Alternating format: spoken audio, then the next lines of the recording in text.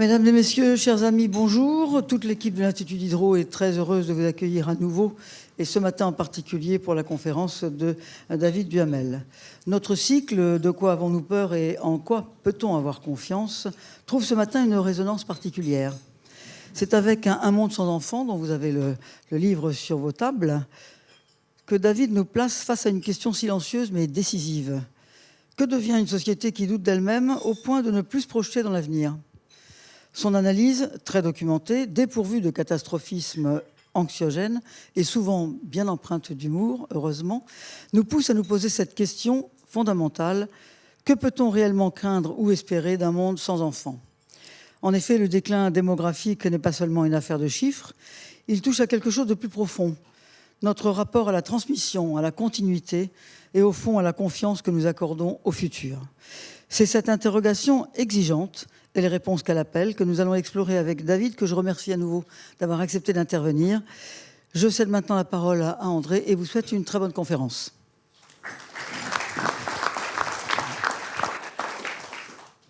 Bien, bonjour à tous.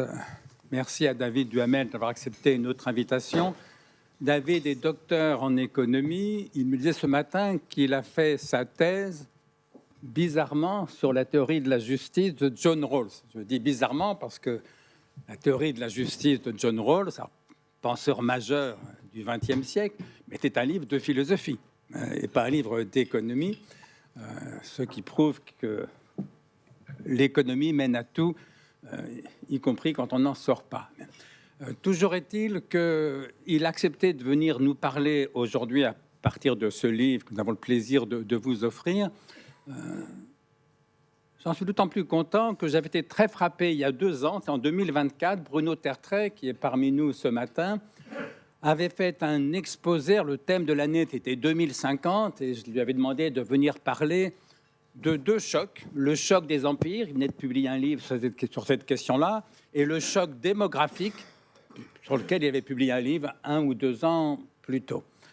Et s'agissant de démographie, j'avais été très frappé par l'exposé de Bruno Tertrais, qui parlait notamment d'un trou noir démographique. Un trou noir en physique, disait-il, c'est quelque chose dont on ne peut pas sortir, et personne ne sait comment on va sortir de l'effondrement démographique auquel nous sommes confrontés. Et ça m'avait vivement frappé, d'autant plus que c'est à l'opposé de ce que les gens de ma génération craignent depuis leur jeunesse. Là encore, j'en parle avec David ce matin. Si, dans les années 60-70, on avait fait un cycle de conférences sur le thème « De quoi faut-il avoir peur ? En quoi peut-on avoir confiance ?» on aurait dit, voilà, il faut avoir peur de la surpopulation, la bombe P, comme on disait à l'époque, par analogie avec la bombe H, mais la bombe population, qui annonçait une surpopulation ravageuse avec des famines qui se multiplieraient. Et en quoi peut-on avoir confiance ? On aurait dit peut-être en la contraception, en la libération des femmes, en la transition démographique, qui avait déjà malgré tout commencé. Et puis 50 ans plus tard, de quoi faut-il avoir peur ? Non plus de la surpopulation, mais de la dépopulation. En quoi peut-on avoir confiance ? Plus en la contraception, ce n'est pas vraiment ça qui va nous sortir du problème, mais peut-être, comme le suggérait Hélène, dans une certaine confiance en la vie et en l'avenir. Bref, c'est un thème de réflexion majeur, d'où l'intérêt passionnant du livre de David Duhamel que vous pourrez lire. Il me disait ce matin qu'il se définit comme nataliste progressiste. Et là encore, pour les gens de ma génération, cette locution a un léger goût de paradoxe. Bref, j'en ai assez dit. David, la parole est à vous pour 45 minutes. Encore merci d'être là.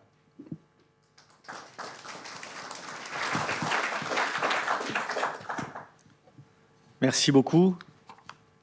Merci beaucoup André, merci beaucoup Hélène. Merci à l'Institut Diderot. Vous m'entendez bien ? Parfait. Merci à l'Institut Diderot de m'inviter, c'est un honneur. Merci à Emmanuel Vionnet, merci à Patricia Cousin d'avoir rendu ce moment possible. Et je vais essayer de répondre à la question de la journée, finalement. Mon intervention a pour titre « L'hiver démographique est-il le refus du futur ?» Excusez-moi, je m'interromps. Voilà, merci, parfait. est-il le refus du futur? Ça veut dire que j'ai le contrôle, c'est ça. Et ce thème s'inscrit dans votre cycle de conférences. De quoi faut-il avoir peur? En quoi pouvons-nous avoir confiance? De quoi faut-il avoir peur? Vous, je ne sais pas, mais moi, je prends la parole ce matin devant un parterre de personnes surqualifiées, dont certains connaissent mon sujet mieux que moi, et aussi pour la première fois publiquement devant mon épouse et ma mère. Autrement dit... On aurait peur à moins. Voilà. Je risque très gros. Plus sérieusement, l'hiver démographique, je lis lapsus, est-il le refus du futur? Ma première réaction fut de réagir en économiste, parce que vous avez raison, les économistes s'autorisent tout, c'est ce qui les caractérise, et donc de chercher des corrélations, de marier ma grille de lecture, la baisse de la fécondité mondiale, le nombre d'enfants par femme, et votre grille de lecture, confiance et peur. Alors, je vais y arriver, hein, attendez. Voilà. L'intuition suggérée par le titre est que la baisse de la fécondité serait corrélée et même peut-être causée par la peur ou par le manque de confiance. Et je me suis assez vite égaré dans des corrélations douteuses et des paradoxes serpentins. Il est vrai qu'à la confiance et la peur, j'avais ajouté d'autres couples consanguins. Optimisme versus pessimisme. Bonheur versus malheur. Individuel versus collectif. Et cette voie s'est avérée une impasse. Les Chinois sont bien plus optimistes que les Français, mais font beaucoup moins d'enfants. Les Afghans sont désespérés et les Norvégiens extatiques, mais les Afghans font 3 fois plus d'enfants que les Vikings. Alors on pourrait se dire, c'est normal, c'est les enfants qui vous rendent désespérés. Sauf que non. Les Coréens qui n'en font plus du tout sont les plus désespérés du monde riche. Et c'est pas fini. Les Français, nous ne faisons confiance à personne. Et pourtant, nous faisons plus d'enfants que les Norvégiens, qui, eux, font confiance à tout le monde. Inversement, la confiance, lorsqu'elle est mesurée ou mesurable, est double dans les pays riches, qui ont, pour généraliser, une fécondité moitié moindre que celle des émergents. Donc vous comprenez, eux, ils font 2 fois moins confiance, mais ils ont 2 fois plus d'enfants. Mais c'est émergent au sens large, hein, on pourra discuter de ce que c'est qu'un émergent. Et pour finir, à titre individuel, les parents sont plus heureux que les nullipares. Les nullipares, c'est ceux qui n'ont pas d'enfants, lorsqu'ils sont en Norvège, mais moins heureux que les nullipares lorsqu'ils sont en Corée. Donc vous voyez bien qu'on ne s'y retrouve pas du tout. Et finalement, mon regard d'économiste s'est avéré infertile. Et j'ai donc décidé de me tourner vers l'émotion et vers la philosophie. Et c'est là où je prends quelques risques. Oui, je sais, vous vous dites, c'est étonnant qu'un orateur commence sa présentation par une photo de lui tout nu. Mais voilà, ces photos ont été prises à quelques mètres de distance l'une de l'autre et à 36 ans d'écart. Et vous m'autoriserez là tout de suite à avoir une pensée pour mon fils Marco, là, le mignon, qui, à l'heure où je vous parle, à l'instant où je vous parle, est en train de découvrir son sujet d'histoire au concours de l'examen d'entrée à l'école normale supérieure. Et d'ailleurs, si vous en avez l'inclinaison, n'hésitez pas à lui envoyer de good vibes. Et que me dirait-il, Marco, qui est bien meilleur que moi en philosophie? Il me dirait de délaisser l'évidence peur contre confiance et d'interroger plutôt la distinction entre le normatif faut-il et le positif peut-on. Et puis après, il regarderait le diable dans les détails et il me dirait quelle est cette différence entre le en quoi et le de quoi. Et ça, c'est Marco, le philosophe, qui passe normal. Rassurez-vous, moi, j'ai passé Sciences Po. 3 fois. J'ai jamais réussi à rentrer. Résultat, ça fait 20 ans que j'y enseigne et que je me venge sur mes étudiants. Tout ça pour dire qu'à Sciences Po, on apprend une chose, même quand on ne rentre pas à l'école, c'est qu'avec peu de culture, il faut faire comme avec la confiture, vous le savez, il faut l'étaler. Et c'est bien l'intention qui est la mienne, de scander ma présentation avec quelques citations, quelquefois philosophiques et parfois profondes. Alors je vous emmène, c'est parti. Mais juste une chose, cette photo, à mon avis, contient déjà l'essence d'une réponse à votre question. De quoi faut-il avoir peur? En quoi pouvons-nous avoir confiance? Mais j'y reviendrai. Donc mon sujet, c'est un monde sans enfants, et je m'inspire d'une citation bien connue d'un cheikh saoudien qui était en charge des réserves pétrolières en un temps, qui dit « L'âge du pétrole ne se terminera pas plus par un manque de pétrole que l'âge de pierre ne s'est terminé par un manque de pierre. » De même, un monde sans enfants, puisque c'est là mon propos développé dans un podcast et puis dans un livre, un monde sans enfants, ça n'est évidemment pas un monde sans enfants. Ça, le titre est mensonger, le titre est là pour que vous cliquiez. En revanche, c'est clairement un monde complètement différent du monde que l'on a connu et un monde qu'on n'est pas encore tout à fait en mesure de penser. Et c'est un petit peu ça dont je vais vous parler. Et pour comprendre ce nouveau monde qui vient, d'une certaine façon, il faut comprendre aussi d'où l'on vient. La main plus haut. Vous m'entendez? Excusez-moi, je m'entends. Et pour ça, je vais vous demander de revenir à peu près 200-250 ans en arrière, avec une idée importante, c'est que pour comprendre le monde et l'évolution du monde, finalement, il n'y a rien de plus utile qu'une courbe en crosse de hockey. Parce que la courbe en crosse de hockey, horizontale depuis la nuit des temps et soudain verticale, c'est finalement le graphe que le monde a suivi ces 2 derniers siècles et des poussières. Tout a changé et il y a une façon que j'ai de voir le monde qui est parfaite pour un économiste qui permet d'énerver les historiens, c'est de dire qu'en fait la préhistoire dure jusqu'en 1800. Pourquoi? Parce qu'il y a 4 paramètres fondamentaux de la condition humaine qui sont restés invariants pendant des siècles et des millénaires, depuis l'âge de pierre, et qui ont été radicalement bouleversés ces 2 derniers siècles. D'abord l'espérance de vie. Plus ou moins 30 ans depuis toujours, aujourd'hui 74 ans sur la planète. Ensuite, le PIB par habitant, qui est une mesure imprécise du niveau de vie, mais qui était aussi plus ou moins invariant depuis la nuit des temps, entre 500 et 1000 $, en parité de pouvoir d'achat, diraient les économistes. Et aujourd'hui, ça n'a plus rien à voir. Enfin, la mortalité juvénile. Que ce soit l'âge de pierre, l'Empire romain, Paris médiéval ou le Londres pré-industriel, les chances pour un humain de passer 15 ans étaient de 50%. Elles sont aujourd'hui de 4%. Ce n'est pas du tout la même vie. 4% dans le monde entier, plutôt 0,4% dans les pays les plus riches. Et tout le monde descend chaque année. Et puis enfin, le propos qui nous intéresse ici, la fécondité. Grosso modo, la fécondité était une constante de l'expérience humaine, autour de 6 enfants. Et aujourd'hui, elle est non pas à 2,2 comme c'est marqué là, mais à 2,1, puisqu'entre-temps, ça continue à baisser. Et ce changement ne date pas de 1800 comme les autres, mais vraiment, c'est beaucoup plus récent. En 1960, on était encore à plus de 5 enfants par femme. Je crois 5,3 en 63, quelque chose comme ça. Autant dire, c'est un changement, je vous laisserai le qualifier, anthropologique, civilisationnel, enfin, absolument phénoménal, dont on ne mesure ni la profondeur, ni l'ampleur, ni la fulgurance.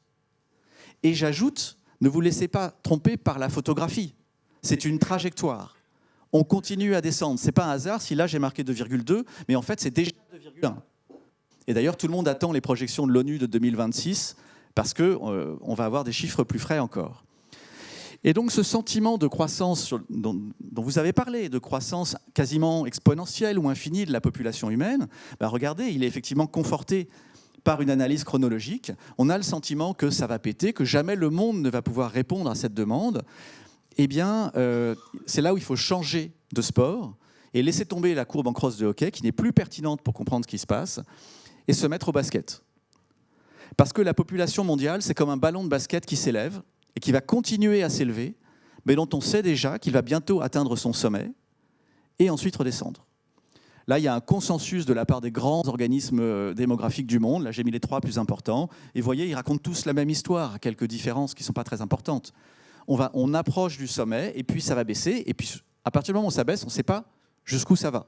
Et d'ailleurs, je me suis bien gardé de projeter plus loin, parce que trop de choses peuvent changer. Mais ce qui est important dans cette histoire, et d'ailleurs, il y a de bonnes raisons de penser que tout va aller un peu plus vite que ce qui est marqué là. Ce qui est important dans cette histoire, c'est que ça, c'est la population mondiale. Et la population mondiale, en fait, c'est en gros 200 pays, donc 200 petits ballons de basket qui sont répartis à différents endroits de cette courbe. On est déjà dans un monde où, je crois, entre 25 et 40% des pays de la planète perdent de la population. On est déjà dans un monde où 70% des pays de la planète ne font pas assez d'enfants pour renouveler leur population. sont en dessous de ce qu'on appelle le seuil de remplacement, à 2,1.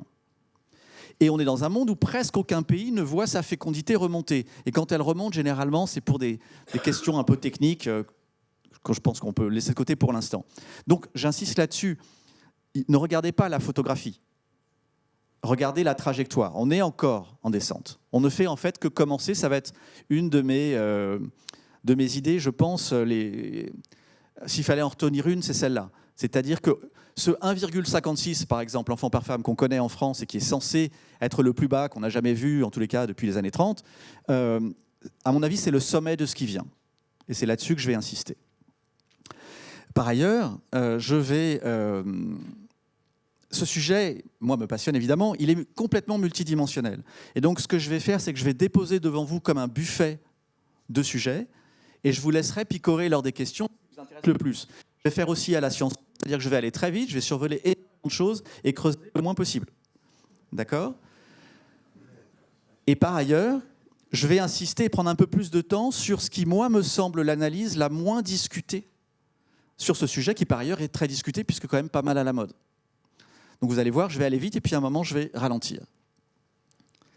Alors, j'aime bien cette citation de Tolstoï. « Toutes les familles heureuses se ressemblent, mais chaque famille malheureuse l'est à sa façon. » Eh bien ça, il y a cette idée que cette crise démographique, car c'est une crise ça veut dire changement, ce n'est pas forcément la fin du monde, touche tous les pays. Et ceux qu'elle ne touche pas encore, elle les touchera plus tard. Mais chacun se débrouille à sa façon. Et on voit des pays, finalement, dans des situations très diverses. Et je vais faire un tout petit passage géographique pour vous donner quelques idées de la situation de certains pays. Et je vais commencer par l'Asie riche. L'Asie riche parce que c'est l'endroit du monde c'est la ligne du front du changement démographique. Et l'Asie riche est plein de leçons, enfin déjà en soi c'est un sujet passionnant, mais plein de leçons pour la planète entière. Alors, je vais commencer par le Japon. Pourquoi le Japon ? Parce que vous savez tous que le Japon est le premier à être entré en sous-natalité. Ils ont commencé à passer sous le seuil de remplacement dans les années 70. Ils se sont stabilisés à 1,5 à partir de 90. Ils sont à 1,1, 1,2. Donc le Japon est en crise démographique avant tout le monde. Et pendant longtemps, on a cru que c'était un truc de Japonais. On disait, tiens, les Japonais, culture insulaire, bizarre, finalement, ce qui arrive au Japon.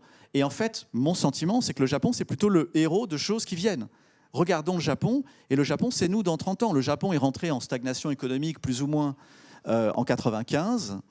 Eh bien, finalement, il n'est pas impossible que l'Europe suive. Il y a des variations, on verra. Il y a des choses que le Japon peut faire mieux. D'ailleurs, on ne verra pas, mais si vous avez des questions, je vous dirai. Et il y a des choses que le Japon fait moins bien. Mais vous voyez, la pyramide des âges du Japon, c'est déjà un cercueil. Il y a plus de cinquantenaires que de quarantenaires, que de trentenaires, que de vingtenaires, etc.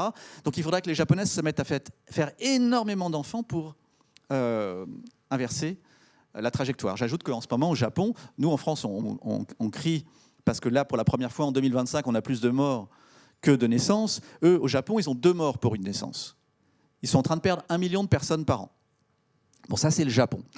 À côté, vous avez la Corée. Alors la Corée, pour simplifier, c'est le Japon qui a pris de la cocaïne. C'est-à-dire qu'ils font tout beaucoup plus vite. Ils étaient très pauvres avant-hier, les voilà très riches, ils font plus d'enfants du tout. Leur fécondité, donc sur ce graphe, elle est à 0,7. Malheureusement, pour mon analyse, elle est remontée légèrement en 2025. Tant mieux pour eux, mais moi, ça m'embête. Ils sont à 0,8, ça ne change rien. C'est une trajectoire d'extinction. 0,7, ça veut dire que 100 Coréens, 50 Coréennes donnent naissance à 35 Coréens, 17 Coréennes qui donnent naissance à 12. Il n'y a plus personne dans 150 ans. Alors certes, il y a l'immigration qui peut jouer. On sait que les cultures asiatiques sont un peu rétives, mais la Corée s'ouvre énormément en ce moment, mais c'est compliqué. Et puis la Corée, je pose ça là, et peut-être on en reparlera, c'est parmi les pays riches, le pays le plus angoissé et le plus malheureux, le pays le plus, pour le dire très vite, et peut-être avec un soupçon de xénophobie, misogyne, et le plus technophile. On y reviendra. Mais la Corée est une société folle que tout le monde observe sidéré. Et puis enfin, vous avez la Chine. Et la Chine, vous savez sans doute qu'elle a eu longtemps la politique de l'enfant unique. Et puis ils se sont rendus compte en 2015, enfin ils se sont rendus compte avant, mais en 2015, ils ont décidé que c'était fini et qu'en 2016, on pourrait enfin avoir un deuxième enfant. À ce moment-là, il y avait 16 millions de naissances et les Chinois espéraient entre 20 et 24 millions de naissances, donc en 2016. Et puis qu'est-ce qui s'est passé? 18 millions de naissances. Donc ils étaient extrêmement déçus.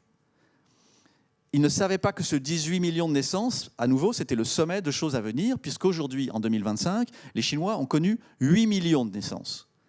Ils ont fait moins 53%, donc en 8-9 ans à peu près, sans guerre. Alors certes, il y a une pandémie, mais la trajectoire, en fait, n'a pas vraiment été affectée par la pandémie. C'est phénoménal. Et j'insiste, ces 3 sociétés qui savent que leur futur démographique est complètement mal barré, pour le dire vite, et qui savent qu'en 2100, elles seront beaucoup plus petites et beaucoup plus vieilles qu'elles ne sont déjà, savoir qu'en 2100, vous allez être très mal, ça pèse sur votre présent. Il y a l'ombre du futur. Et donc la question démographique est centrale dans ces sociétés. Aujourd'hui, il y a 1,4 milliard de Chinois. L'ONU, et pourtant l'ONU est optimiste, l'ONU pense qu'à la fin du siècle, ils seront 640 millions. Il y a donc 800 millions de Chinois qui vont disparaître. Ça veut aussi dire qu'il n'y aura que des vieux. Alors moi, je veux bien qu'on imagine que la Chine sera la prochaine hyperpuissance, mais moi, je ne vois pas de monde chinois faute de Chinois. Vous voyez? Et d'ailleurs, c'est ce qu'explique ce graphe. Hein. Un terrien sur 3 était chinois en 1800, ce sera un terrien sur 16 en 2100. J'ajoute que 8 millions de naissances en 2025, la dernière fois que la Chine a eu 8 millions de naissances, c'était en 1738. À cette époque, ils étaient 150 millions. C'est ça, une Chine sans enfants. Le monde ne sera peut-être pas sans enfants, mais la Chine, c'est sûr. Qu'est-ce qui unit ces 3 sociétés qui les distinguent? Une forte technophilie, un score de, j'appellerais, gender equality extrêmement bas. En fait, les institutions familiales n'ont pas évolué à la vitesse des institutions du monde du travail et de l'éducation. Et une réticence historique à l'immigration. Ces 3 choses-là distinguent cette partie du monde. Et je voudrais juste prendre une minute pour vous raconter une histoire que je trouve éminemment poétique à propos du Japon et qui va être aussi l'occasion de voir si la culture a évolué. Parce que c'est ça finalement le problème, c'est que la culture asiatique, pour l'instant, enfin asiatique, confucéenne en l'occurrence, laisse une place aux femmes tellement réduite et elles ont tellement de possibilités maintenant en dehors de la maternité, de la parentalité, que pour elles le calcul est vite fait. Or 2026, j'en viens à mon histoire, en 1966 au Japon, c'était l'année du cheval de feu. Et selon la culture japonaise, on ne peut pas avoir de fille l'année du cheval de feu. Parce que dans ces cas-là, elle va mettre le feu, justement, et elle va ruiner moralement, physiquement et financièrement son mari. Résultat, en 1966, il y a eu 400 000 naissances de moins, parce que les Japonais ont fait tout ce qu'ils pouvaient pour ne pas avoir d'enfants cette année-là. Et donc il y a vraiment un creux, puis ça remonte l'année 67. 2026, c'est à nouveau, pour la première fois, l'année du cheval de feu. Et donc on va voir si la société japonaise s'est modernisée ou pas.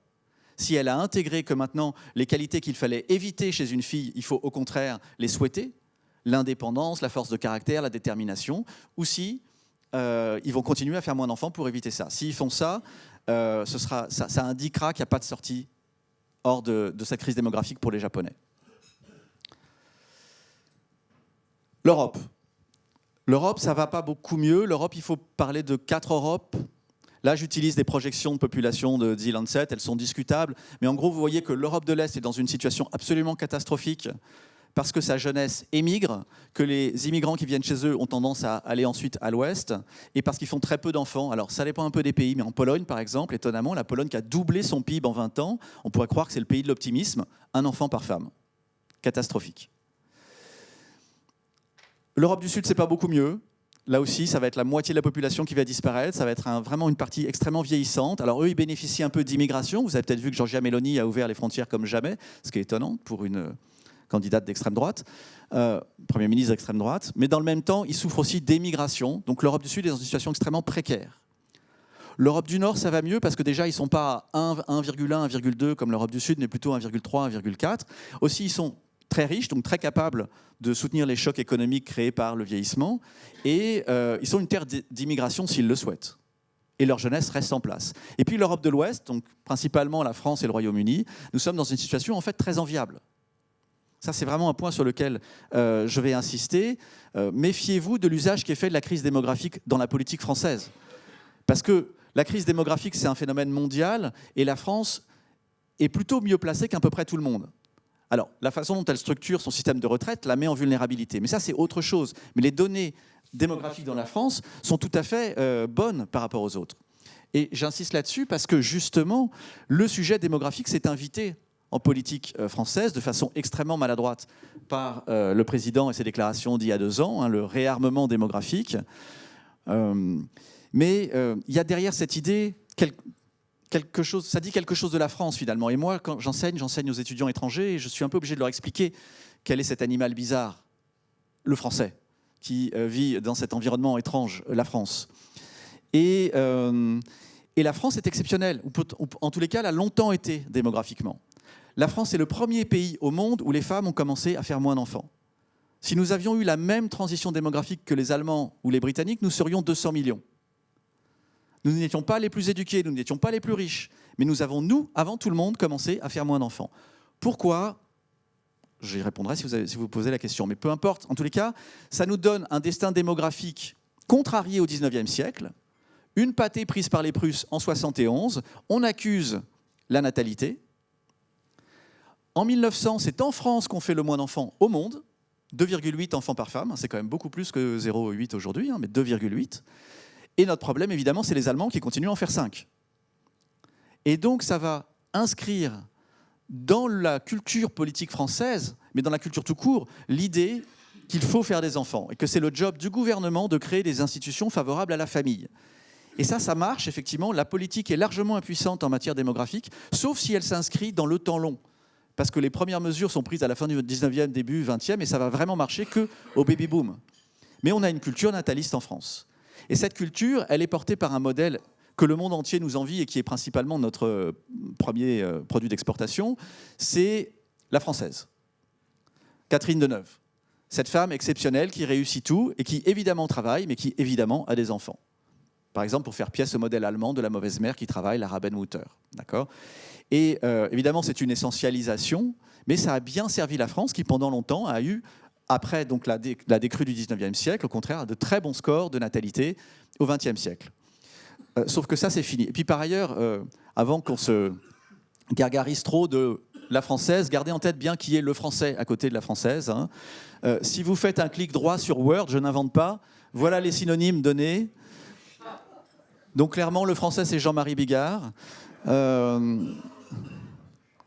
Voilà. C'est pour ça qu'on peut être heureux que Catherine Deneuve ait fait ses enfants avec un Italien. Mais bon,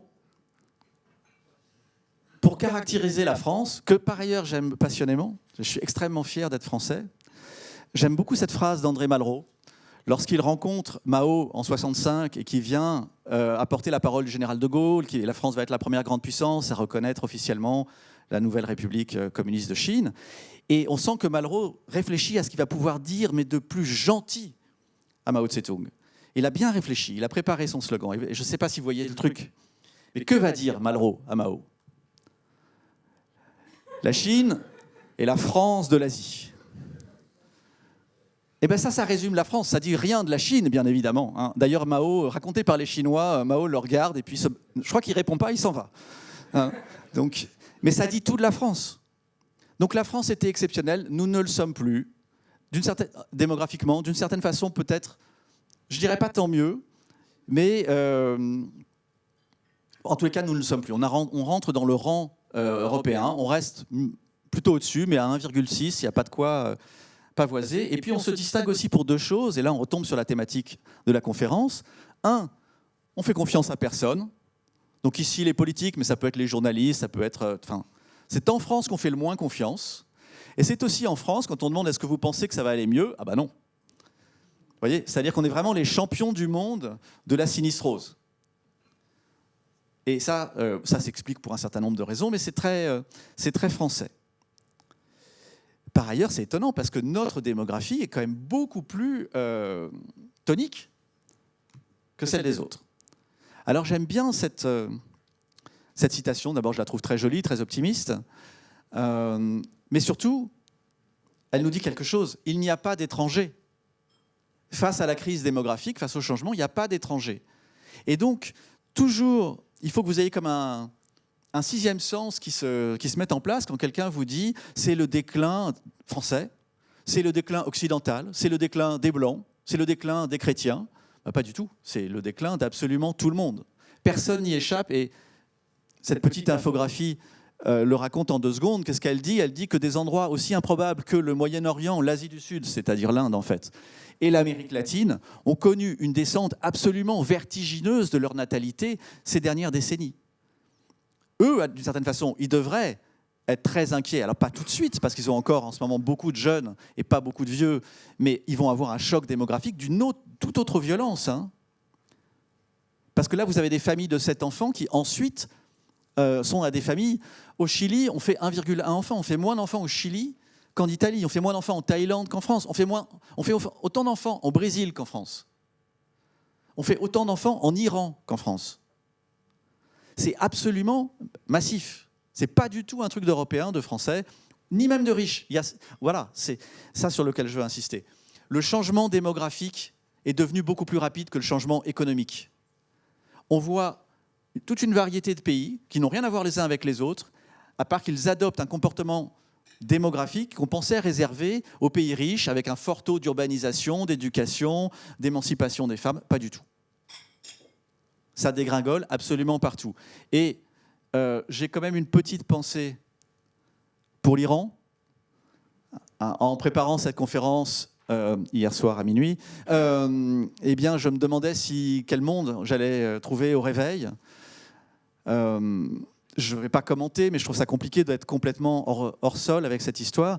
Je voulais juste vous dire, l'Iran est en pleine transition démographique. En fait, l'Iran est même un cas d'école, puisque eux, ils sont passés de 6 à 3 enfants par femme en 10 ans, sous le règne des mollahs. On pense que la religion peut être une antidote? Absolument pas. Ou plutôt, il y a des forces plus puissantes qui peuvent l'écraser. Et puis l'Afrique, vous ai-je entendu penser? Y a-t-il une exception africaine? Puisque le gros de la croissance de la population va venir de l'Afrique. Aujourd'hui, l'Afrique, c'est une Chine, 1,4 milliard d'habitants. Demain, à la fin du siècle, ce sera 8 Chines, parce que la Chine, elle va complètement mincir, et ils seront en gros à 3,5 milliards, 4 milliards. Donc oui, il va y avoir une explosion démographique en Afrique. Mais d'abord, il ne faut jamais parler d'Afrique, de même qu'il ne faut pas parler d'Asie, de même que j'ai distingué 4 Europes. L'Afrique, c'est au moins 5 zones. Pour simplifier, on va se concentrer sur l'Afrique tropicale, parce que le nord et le sud sont déjà en pleine transition. On fait à peine plus d'enfants à Tunis qu'à Paris. On fait moins d'enfants à Calcutta qu'à Paris, par exemple. Enfin, je vous donne quelques notions de la vitesse de ce changement. Et donc, il y a de fortes raisons de penser que l'Afrique, même tropicale, c'est tellement de pays différents qu'il y a des situations variées. Il y a des pays qui sont encore en pleine explosion démographique, comme la République démocratique du Congo, le Niger, et d'autres pays qui sont déjà en transition, comme le Kenya, l'Éthiopie, par exemple. Je note juste que c'est le Nigeria, le poids lourd de cette région, 220 millions d'habitants, quelque chose comme ça, que l'ONU pensait qu'il serait à 733 millions d'habitants à la fin du siècle en 2019, et qu'ils ont révisé leur projection à 475 en 2024. Donc en 5 ans, ils ont rayé de la carte 250 millions de Nigérians. Autrement dit, ils ont des raisons de penser que ça va plus vite qu'ils ne pensaient 5 ans auparavant. Je fais l'hypothèse qu'on va continuer, mais ça, on ne sait pas, on va voir, à voir que cette transition va plutôt plus vite que moins vite. Mais dans tous les cas, il n'y a absolument pas de raison de penser qu'il y ait une culture africaine qui résiste à la transition démographique. Je préférais crever que de chanter encore Satisfaction à 45 ans. Comme vous le savez, il continue à chanter Satisfaction. Il n'est toujours pas satisfait. Pourtant, Mick Jagger, il y a de quoi. Oui, la question du changement démographique, c'est aussi la question du vieillissement, bien entendu. Jean de Carvazoué connaît ça bien mieux que moi. Pas le vieillissement, pardon, évidemment, mais la question du financement. Comment dire? Une économie qui vieillit, c'est une économie qui va avoir des difficultés à croître. Regardez ce que fait le Japon. La baisse de sa croissance s'explique quasi exclusivement par la diminution de son nombre de travailleurs. C'est une économie qui va avoir des problèmes de financement de ses retraites, particulièrement en France, parce que notre financement est très vulnérable à la question démographique. C'est une économie qui va avoir ses dépenses de santé exploser, alors pas toujours comme aux États-Unis, mais quand même mécaniquement. Et c'est aussi une économie qui va innover moins. Donc pour toutes ces raisons, économiquement, ce n'est pas le rêve. Par ailleurs, il va y avoir un effet de masse, et le nombre de ce qu'on appelle aujourd'hui les seniors, les plus de 65 ans, va exploser. En 1950, il y avait 3 bambins de moins de 5 ans pour un senior. En 2100, il y aura 5 seniors pour un bambin. En Corée, il y aura 15 seniors pour un bambin. En Chine, il y en aura 18. Hein, donc, voilà. Mais j'ai plutôt tendance à minimiser ce risque du vieillissement, pour plusieurs raisons. D'abord, il suffirait de dire que senior, c'est 70 ans ou 75 ans, et on a réglé une grande partie du problème. Ensuite, la vieillesse, c'est d'abord un privilège, avant de voir ça comme un problème. Enfin, vieillir et être vieux, ce n'est pas la même chose. Des pays déjà vieux comme le Japon ou la France, surtout si on considère que vieux, c'est 65 ans, on va presque plus vieillir. En revanche, la Chine, l'Iran, l'Inde, le Brésil vont vieillir considérablement. Et enfin, 65 ans aujourd'hui et 65 ans hier, ça n'a rien à voir. Et 65 ans demain, ça n'aura rien à voir. Le FMI a sorti un petit papier l'année dernière disant qu'en moyenne, quelqu'un de 70 ans sur la planète avait les capacités cognitives de quelqu'un de 53 ans en l'an 2000. C'est un petit peu optimiste, mais vous voyez l'idée. Et enfin, évidemment que notre regard sur la vieillesse doit changer. Et pour ça, pour nous aider, nous avons ces 2 gentlemen dont la conversation a été enregistrée à leur insu. Je vous livre ce que ça a donné. Donc Xi qui dit « Aujourd'hui, à 70 ans, on est encore un enfant ». Il a lui-même 72 ans, je crois. Vlad qui lui répond « On va devenir immortel ». Et Xi qui lui dit « Ou, en tous les cas, on va vivre jusqu'à 150 ans ». Donc tout ça prêterait à sourire. En fait, ce n'est pas tellement la Russie et la Chine qui sont concernées par ce problème de vieillissement, c'est plutôt les démocraties, parce que les démocraties, c'est un risque de gérontocratie. Pour un candidat, il est beaucoup plus rentable de s'adresser à un électorat âgé, qui vote en plus, qu'à un électorat jeune, qui est décimé et qui ne vote pas trop.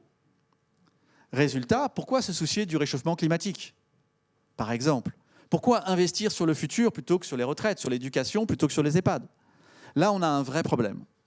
Une arithmétique électorale tout à fait préoccupante. J'ajoute, pour la petite histoire et pour illustrer mon propos que 65 ans, ça n'est pas la même chose hier, demain et aujourd'hui, que ces 2 acteurs, le deuxième, j'ai oublié son nom, eh bien, ils ont le même âge. Ils ont 34 ans tous les 2, mais pas à la même époque. Donc je pense que vraiment, il faut changer notre regard sur la vieillesse. Un gentleman est quelqu'un qui sait jouer de l'accordéon, mais qui s'abstient. Très juste. Un gentleman est quelqu'un qui a conscience de la crise démographique et qui s'abstient d'en user comme d'un punching ball politique pour faire avancer des idées qui n'ont rien à voir. En fait, un des grands risques, et on va le voir, je pense, lors de l'élection présidentielle, mais on le voit déjà dans plein d'autres pays, c'est que la question démographique soit alimentée pour faire peur.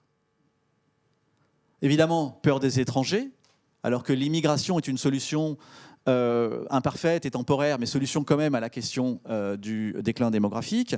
Mais ça peut être culpabilisation des plus âgés qui coûtent cher, culpabilisation des jeunes qu'on présente quelquefois comme des bons à rien, ce qui est insupportable.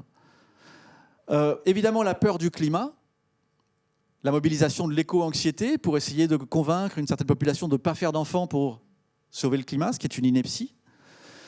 Et peur du déclin, ça c'est moins une question électorale, c'est plus une question des États autoritaires qui pourraient, voyant leur déclin arriver, se dire qu'ils ont une fenêtre d'opportunité petite et qu'il faut agir maintenant.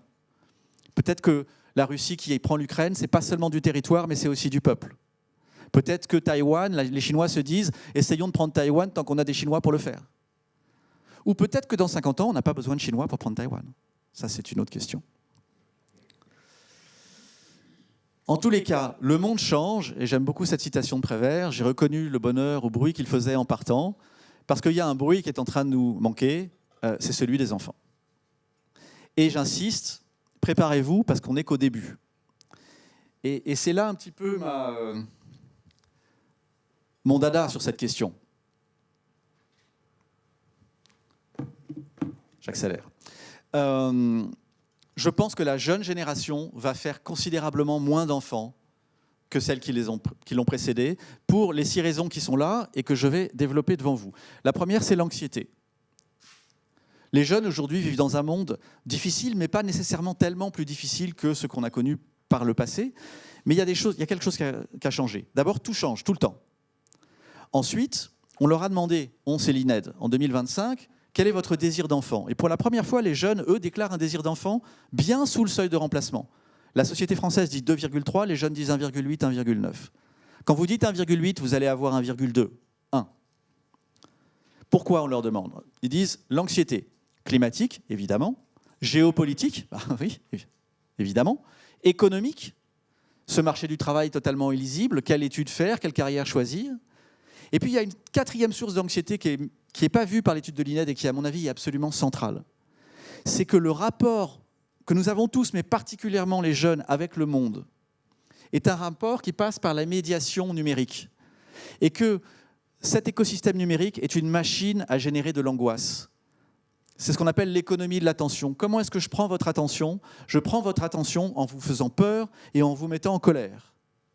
Et donc, passez 1 heure à scroller et vous allez pas être bien. Et donc, il y a cette anxiété technologique qui enrobe 3 sources bien réelles d'anxiété. Et pour toutes ces raisons, ça, je l'entends dans mes classes. Je ne l'ai pas dit, mais j'enseigne la démographie à Sciences Po. Et à Sciences Po, cette année, 50% de mes élèves m'ont dit envisager une vie sans enfant.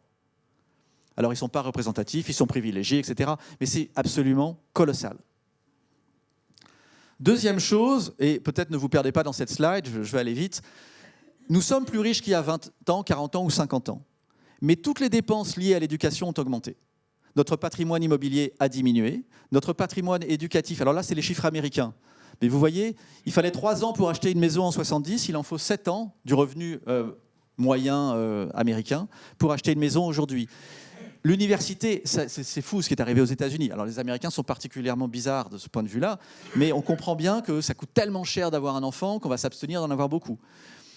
Mais aussi, le coût de ce qui est lié au loisir coûte beaucoup moins cher qu'avant. Par exemple, si au lieu d'avoir des enfants, vous décidez d'aller faire un week-end à New York, eh bien, en 1970, c'était 16% du revenu annuel du Français moyen. Et aujourd'hui, c'est 1%. Donc le coût de la vie hors éducation, santé, etc., est bien moindre. Et puis il y a quelque chose qui a augmenté énormément, c'est le coût de la parentalité en termes de temps et d'énergie. Là, j'ai les chiffres américains, on passe de 10 heures à 26 heures à s'occuper de son enfant. Pour les mères, ce sont les femmes qui portent l'essentiel de ce coût-là. Je pense que mon épouse pourra témoigner, là on a beaucoup participé à la révision de notre fils. On est dans le parenting intensif, on peut presque passer l'examen, je pense. Et ça, c'est essentiel. Avoir un enfant, c'est une charge qui n'est pas seulement financière. C'est une charge mentale, c'est une charge en termes de temps et d'énergie. Ensuite, la fameuse récession du sexe, dont on entend beaucoup parler. Oui, les jeunes ont moins d'activité sexuelle. Et nous sommes la première génération de parents à s'inquiéter de voir nos enfants avoir pas assez de sexe, alors que pendant des millénaires, c'était le contraire. Sauf qu'en fait, non. En fait, ce qu'on voit, c'est que c'est le couple qui s'est atrophié. Si vous êtes célibataire, de fait, vous allez avoir moins d'activité sexuelle.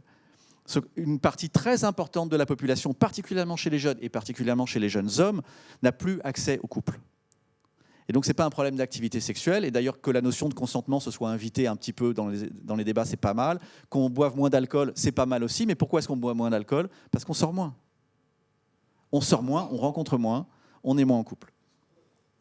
Et là-dessus arrive la fameuse polarisation politique de la jeunesse entre jeunes femmes de plus en plus à gauche et jeunes hommes de plus en plus à droite. Et ça, c'est fondamentalement nouveau. Ça n'existait pas il y a 10 ans. C'est concomitant, grosso modo, des réseaux sociaux d'une part, et leur chapelle algorithmique, et de MeToo. Mais de fait, ça devient impossible d'avoir une relation tellement l'écart politique s'est creusé. À 20 ans, j'aurais pu sortir avec une chiraquienne. On aurait débattu des privatisations. Ça n'aurait pas été la fin du monde. Aujourd'hui, c'est absolument impossible. Pour une jeune LFiste, et elles sont très nombreuses, de sortir avec un frontiste. Il n'y a pas d'accord possible. En Allemagne, en 2024 ou 2025, les législatives, l'AfD, l'extrême droite, a fait 20%, mais 25% des jeunes hommes ont voté extrême droite. Die Linke, le parti qui est grosso modo le LFI allemand, a fait 9% national. 34% des jeunes femmes ont voté pour Die Linke. Comment voulez-vous qu'ils s'entendent? Et je vous rappelle juste que là, il y a un sondage qui vient de sortir donc sur 23 pays qui dit que 31% des jeunes hommes Gen Z pensent qu'une femme doit toujours obéir à son mari. On est dans la régression de ce point de vue-là. Et plus vous les prenez jeunes, et plus les jeunes hommes sont hostiles à l'égalité homme-femme et pensent qu'en fait que la société est déjà organisée au profit des femmes. Ce n'est pas les jeunes étudiants, c'est les jeunes lycéens. Ce n'est pas les lycéens, c'est les collégiens. Et ça dépend des pays, évidemment, mais c'est un mouvement massif et mondial. Et nouveau. Et ce mouvement, il est nourri par la technologie, tout simplement. Parce que ce truc-là a pris une place gigantesque dans nos vies, et particulièrement dans la vie des jeunesses. Alors, je ne vais pas vous décliner toutes les palettes de l'écosystème numérique, mais chacune d'entre elles est une raison supplémentaire de nous retirer un petit peu de la vie physique. Il existe une sociabilité numérique, quelquefois elle fait beaucoup de bien, mais elle complique la sexualité, la rencontre, la nuptialité, la mise en couple, évidemment la fécondité. Ça, c'est ce qu'on appelle l'économie de l'attention. Ça existe depuis 10 ans, c'est assez bien documenté. C'est pas bon. Donc il y a hausse des pathologies mentales partout, des troubles de l'alimentation, etc. Je vais vite. Ce qu'on découvre depuis 1 an ou 2, dont j'avais l'intuition dans mon bouquin qui est sorti fin 2024, mais tout ce qui est arrivé depuis m'a complètement conforté dans mon analyse, ce qui m'a fait plaisir, vous imaginez, c'est l'économie de l'intimité. L'intelligence artificielle s'invite dans nos vies, s'invite particulièrement dans la vie des jeunes, mais dans la nôtre aussi, et c'est une raison supplémentaire pour nous retirer cette fois-ci de toute sociabilité. Donc cette intelligence artificielle, elle est souvent très misogyne. Là, vous avez l'icône de la Grok, donc c'est l'intelligence artificielle d'Elon Musk qui propose un petit avatar qui se dénude au fur et à mesure de la conversation. Vous avez les intelligences amoureuses. Évidemment, le capitalisme s'est rué sur ce nouveau terrain de jeu qui permet de monétiser des relations auparavant non marchandes très largement. Et ça va faire beaucoup de bien à tout un tas, particulièrement de jeunes hommes qui n'arrivent pas à trouver valeur aux yeux de femmes qui ne supportent plus leur misogynie. Et elles ont bien raison. Les défunts qu'on va pouvoir garder en vie artificielle, il suffit d'envoyer des vocaux, des vidéos et de customiser l'intelligence artificielle. Là aussi, ça peut faire beaucoup de bien. Mais on se retire du monde. J'ai trouvé celle-ci qui est nouvelle, qui vous permet cette fois-ci de créer une intelligence artificielle à votre image. Et comme ça, vous avez un clone artificiel avec qui vous allez pouvoir mettre à plat tous vos problèmes de votre vie personnelle. Donc vous voyez, ce système-là qui est nouveau et dont on ne mesure pas les effets qui soient positifs, parce qu'ils sont nombreux les effets positifs, mais aussi négatifs, en tous les cas, va nous retirer de la vie. Positif, par exemple, chez les personnes âgées en situation de solitude totale dans les EHPAD, ça peut être formidable d'avoir quelqu'un à qui parler. Ça peut vraiment faire énormément de bien. Positif, par exemple, les intelligences artificielles thérapeutiques, les psys artificiels. Vous vous dites peut-être, non, c'est nul, il faut voir quelqu'un. Oui, mais il y a peut-être 1 milliard ou 2 milliards de personnes aujourd'hui sur la planète qui auraient besoin d'aide et qui n'ont pas les moyens physiques ou financiers de l'avoir. Donc, et tout ça est marchand, évidemment. Donc ça pose problème pour 1000 raisons, mais l'une d'entre elles, c'est qu'on va plus sortir de chez nous. J'ajoute que entre ceux qui veulent des enfants et ceux qui n'en veulent pas, il y a tout un spectre de personnes qui va être éminemment influencé par ce que font les autres. En fait, nous sommes des créatures mimétiques. Et si vous vivez dans une société où tout le monde fait des enfants, les chances que vous fassiez des enfants sont bien supérieures. Et vice-versa.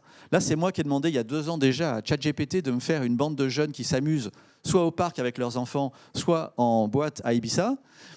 Résultat, ils m'ont fait des membres de jeunesse hitlérienne avec des jeunes femmes anorexiques. Si vous les regardez de très près, d'ailleurs, ils sont assez monstrueux. Mais dans tous les cas, ça dit quelque chose. La Corée a une fécondité très faible, en partie parce que les femmes coréennes ont compris que la maternité, c'était absolument un piège pour elles. Et il était hors de question de tomber dedans, alors qu'elles peuvent faire plein d'autres choses à part. Mais aussi parce que tout le monde ne faisant pas d'enfants, ça devient très coûteux de faire des enfants. L'année dernière, on a vendu plus de poussettes pour les chiens et chiots que pour les enfants en Corée. Et évidemment, si tous vos copains sont en train de courir avec leurs chiens au parc, vous allez ralentir tout le monde avec votre bébé. Vous voyez ? C'est même pas un choix, c'est la culture qui va bouger de manière inconsciente. Et c'est ce qu'il y a de plus difficile à bouger, la culture. Et dans plein de pays, elle bouge dans le mauvais sens. Régression sur les rapports hommes-femmes et aussi influence technologique. Alors, que faire ? Et paf, on retrouve la Norvège. On peut faire à la fois beaucoup de choses, et il n'y a pas grand-chose qui va marcher. J'ajouterais, que faire, c'est important, mais surtout, quoi ne pas faire ? Attention aux mauvaises idées. Et on va les voir fleurir partout, ces mauvaises idées.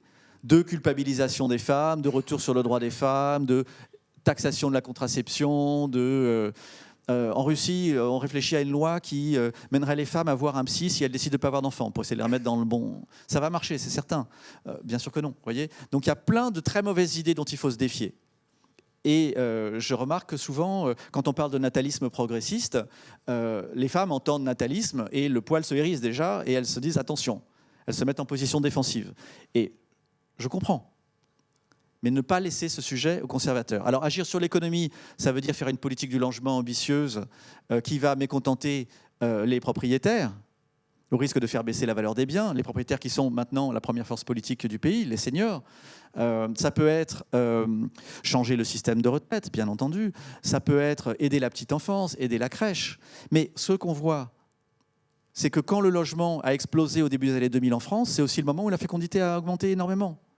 Depuis 2015, le logement, c'est pas génial. La fécondité a baissé énormément, donc la corrélation n'est pas évidente, ça dépend des pays. Donc l'économie, c'est utile, ça marche pas tellement. Et aucun pays n'a dépensé autant que la Corée, par exemple, et c'est la catastrophe absolue. Agir sur la culture, promouvoir à tous les étages l'égalité homme-femme, ça c'est le levier le plus important. La raison pour laquelle les jeunes femmes pensent ne pas faire d'enfants, c'est qu'elles ont bien compris que la parentalité, c'était un piège qui leur était dressé. Les travaux de Claudia Goldin, prix Nobel d'économie, c'est exactement ça qu'elle dit. Elle dit aujourd'hui, on y est à l'égalité homme-femme si on pouvait mettre de côté l'inégalité père-mère. Mais quand on rentre dans la parentalité, les hommes ont tendance à voir leur situation économique s'améliorer et les femmes à décroître terriblement. Et en plus, comme maintenant on vit dans un monde volatile où les unions sont beaucoup plus précaires, on a beaucoup de familles monoparentales et à 80%, ce sont les femmes qui s'y collent. Donc si vous voulez trouver un indicateur de prédiction de pauvreté pour une femme, c'est d'avoir un enfant. Comme maintenant elles excellent à l'université et qu'elles excellent dans le monde du travail, toute chose qui n'était pas là, ce n'était pas une voie qui était là avant. Donc bon, tant pis, on va dans la parentalité, c'est la seule voie. Mais maintenant, il y a une autre voie. Pourquoi voudriez-vous qu'elles y aillent? Donc la seule solution, c'est l'égalité. Et certes, la nature nous a fait différents. Certes, la femme porte l'enfant pendant 9 mois. S'occuper d'un enfant, ça dure longtemps. J'ai même l'impression que ça ne s'arrête jamais. Ça laisse largement à l'homme de faire plus que la femme. Il y a 20 ans, il y a 30 ans pour rétablir la balance. Et d'ailleurs, ce n'est pas un hasard si parmi les pays riches, ce sont ceux où l'égalité homme-femme est la mieux réalisée, elle n'est jamais réalisée, mais là, on s'en approche le plus, qui ont la fécondité la plus haute. Ce n'est pas un hasard si la Norvège est au-dessus de l'Italie. Ce n'est pas un hasard si la France est au-dessus de la Corée. Donc la solution, c'est plus d'égalité. J'ajoute qu'il y a aussi toute la question de la parentalité des non-hétéros. Parce que les non-hétéros, c'était 2% des boomers, 4% des Gen X, 10% des millennials, et maintenant c'est 20% des Gen Z. Et quand je dis 20% des Gen Z, c'est en fait plutôt 12% des jeunes hommes et presque 30% des jeunes femmes. Il y a quelque chose d'intéressant. Il faut faciliter la marche vers la parentalité, la possibilité pour des non-hétéros d'avoir des enfants. Parce que ce n'est pas la marche de la société. Donc plus d'inclusion, il y a la question de l'immigration qui est centrale. Et évidemment qu'en tant que démographe et économiste, je suis à fond pour l'immigration. Évidemment que je sais que la question politique de l'immigration est éminemment complexe, que dire je suis pour l'immigration, c'est probablement se suicider en politique. Donc c'est très compliqué. Vous voyez bien que l'Italie ultra-réactionnaire s'ouvre, que l'Espagne très à gauche s'ouvre, que le Royaume-Uni qui était à droite s'était ouvert énormément puis est passé, disons, au centre et s'est fermé d'un coup. Donc on ne s'y retrouve pas politiquement, on ne sait pas exactement comment faire. Mais l'immigration peut être une solution. Agir sur la technologie, c'est absolument central. Il faut retarder l'entrée dans le monde numérique de la jeunesse. On voit des initiatives qui sont faites dans plein d'endroits, en France, mais en Australie, mais je ne sais plus où. Enfin, de toute façon, ça va fleurir absolument partout. Ce truc-là, on a maintenant suffisamment de temps pour le comprendre, c'est mauvais. Et on ne doit pas faire ça pour que nos enfants aient des enfants. C'est au-delà de ça. C'est trop dangereux. C'est une arme de destruction massive. Et réguler l'intelligence artificielle avant d'attendre 15 ou 20 ans et de se dire « Ah, on aurait dû faire quelque chose ». Le risque de l'inaction est plus grand que le risque de l'action dans cette matière. Et puis surtout, alors oui, pourquoi la Norvège ? Parce que quelquefois, j'entends que en fait, le problème de démographique français, c'est un problème économique. Un enfant, ça coûte cher, il nous faut du logement. Enfin, mais imaginez une France sans aucun problème économique. Une France richissime, une France norvégienne, en fait.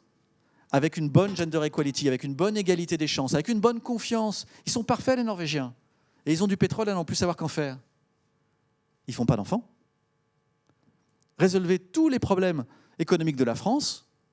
Rien ne dit que la Française se mettrait à faire des enfants. Peut-être qu'elle en ferait. Hein. La Française n'est pas norvégienne. Mais en tous les cas, la Norvège interroge énormément. Moi, la Coréenne, je comprends très bien pourquoi elle ne fait pas d'enfants. Mais la Norvégienne, je m'interroge. Et c'est pour ça que je pense qu'on est dans un mouvement anthropologique, d'ailleurs plus que civilisationnel, puisque aucune civilisation n'y échappera. Et puis surtout, avoir de l'imagination. Plus que moi j'en ai, plus que nous en avons.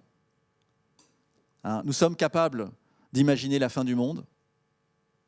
Si je vous donne 1 minute pour imaginer 5 façons dont le monde pourrait finir dans les 10 ans, mais il faut 20 secondes. Hein. Technologie, climat, météore, guerre nucléaire, et il m'en manque un, mais pandémie, bien sûr. Paf, ça y est. En revanche, si je vous demande de trouver le chemin vers un monde meilleur, et je vous laisse 4 heures, vous voyez, notre imagination politique est complètement anémique. Et ça, finalement, et c'est là-dessus que je vais conclure, ça me ramène à mon point de départ.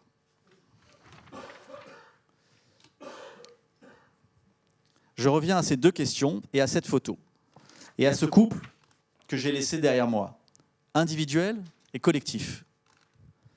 Victor Hugo disait « Faire des enfants, c'est donner des otages au destin ». Et à titre individuel, de quoi avoir peur? Mais qui au monde a plus peur qu'un parent? Être parent, c'est expérimenter la peur dès le premier jour, et elle ne vous lâchera jamais. Mais ce petit gars-là, sa sœur et son frère, quand le monde me désespère, et il me désespère souvent ces jours-ci, c'est eux en qui j'ai confiance. Et on n'a pas d'autre choix qu'avoir confiance en eux.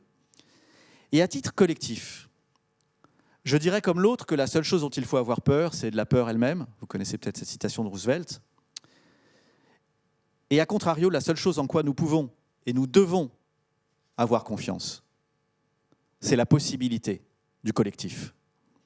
Il faut reprendre confiance en nous. Merci beaucoup.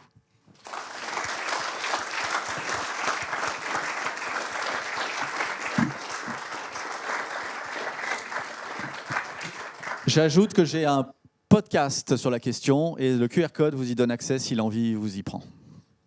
Merci beaucoup, David, pour cet exposé extrêmement riche qui bouleverse beaucoup de nos problèmes, ou qui les éclaire. Nous entrons dans la partie de débat. Donc, je rappelle la règle. Nos propos sont diffusés en direct sur Internet, resteront disponibles sur le site de l'Institut indéfiniment. Et donc, il importe que tout intervenant commence sa prise de parole par se présenter, son nom, éventuellement sa fonction. La parole est à la première ou au premier qui la demande. Il y a des micro-baladeurs dans la salle. Allez-y, cher monsieur. Oui, Bernard Fialaire, sénateur du Rhône. Moi, je voulais poser la question à l'économiste sur l'effet de l'héritage, puisqu'il y aura plus de vieux qui vont mourir et de jeunes qui vont hériter.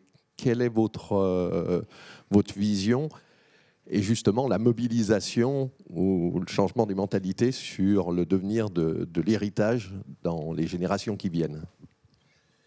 Alors, là, vous m'emmenez un petit peu loin de mes terres, et donc je crains de faire part de mon opinion.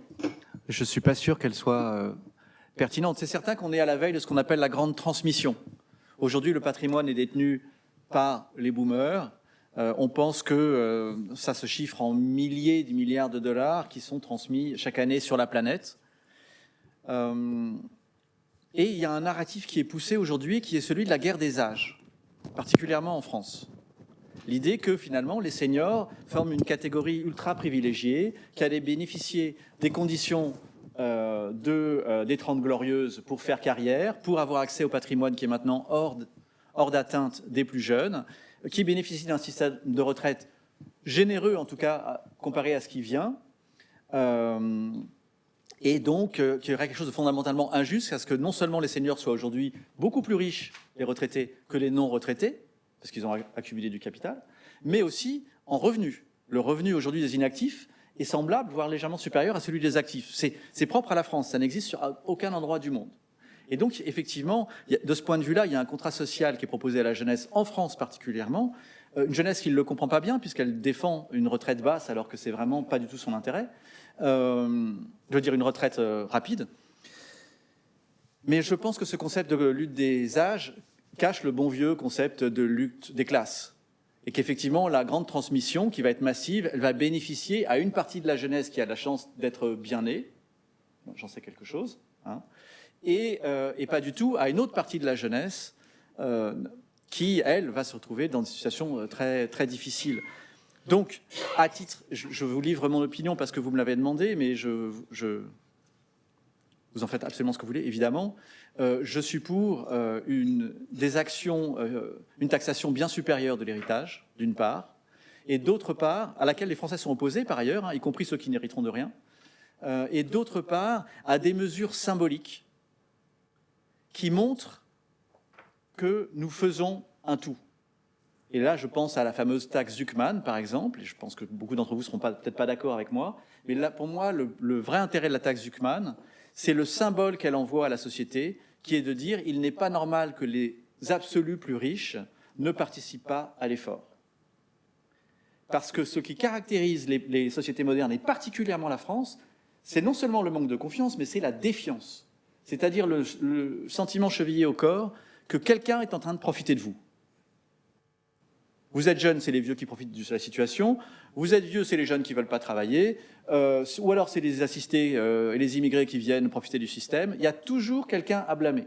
On est dans la défiance perpétuelle. C'est une maladie française. Yann Algan et Pierre Cahu qui ont écrit des choses intéressantes sur le sujet. Je ne sais pas si ça a répondu à votre question. Oui. Bonjour, Éric Lagarde, Fondation MM Entrepreneur du Futur. Il y a quelques décennies, lorsque je survolais mes cours d'économie à Sciences Po, il était... C'est pas la peine de la ramener. je survolais. Il était beaucoup question du rapport Meadows, l'épuisement des ressources. Depuis, les chocs sur la pollution, sur un certain nombre d'éléments, ont montré que la Terre était en danger. La question que je vous pose est une question toute simple.